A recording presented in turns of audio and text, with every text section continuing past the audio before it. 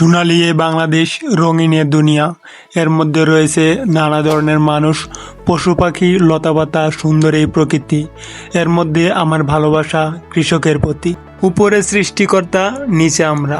সৃষ্টিকর্তা ছাড়া কেউ মৃত্যু নির্ধারণ করতে পারে না, কিন্তু উসুলা আছে।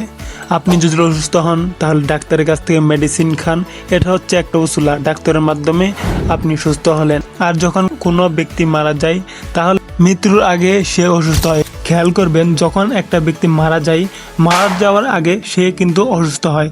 হয়তো বা জ্বরে মারা যায়, নয়তো কিডনির সমস্যা, নয়তো লিভারের সমস্যা, যে কোনো একটা উসুলায় কিন্তু সে মারা যায়, কিন্তু অসুস্থ কিন্তু হয়। অসুস্থ ছাড়া কিন্তু কেউ মারা যায় না। এই অসুস্থতা হচ্ছে তার উসুলা। তেমনি কৃষকও হচ্ছে একটা উসলা, যার মাধ্যমে আমরা বেঁচে আছি। কৃষক মাথার ঘাম পায়ে ফেলে অনেক পরিশ্রম করে ফসল ফেলে, সেই ফসল থেকে ধান হয়, আর ধান থেকে চাল হয়, আর সেটা খেয়ে আমরা আজ এই পৃথিবীতেই বেঁচে। দুঃখের বিষয় হচ্ছে কৃষককে সবাই ঘৃণা করে, কেউ ভালোবাসে না। কঠোর রোদ, অনেক বৃষ্টি, শরীর অসুস্থ, তারপরেও কৃষক এই ধান চাষের জন্য অনেক পরিশ্রম করে। কৃষকের কষ্ট শুধু কৃষকই জানে, কৃষকই বুঝে। আমরা শুধু দেখি আর মজা নেই।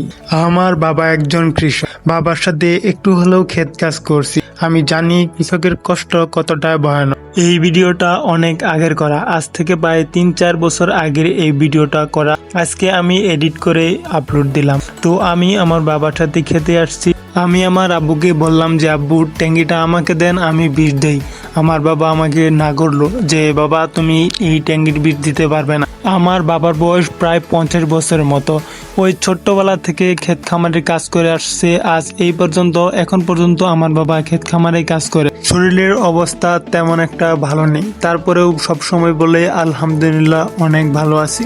ঝড় তুফানে, বৃষ্টির মধ্যে, অনেক রোদের মধ্যে ক্ষেত খামারে কাজ করে শুধু জীবিকা নির্বাহের জন্য। বাবা তো বাবাই, বাবার প্রতি স্যালুট। ভালোবাসা কৃষকের প্রতি। কৃষককে ভালোবাসুন, সম্মান দিন।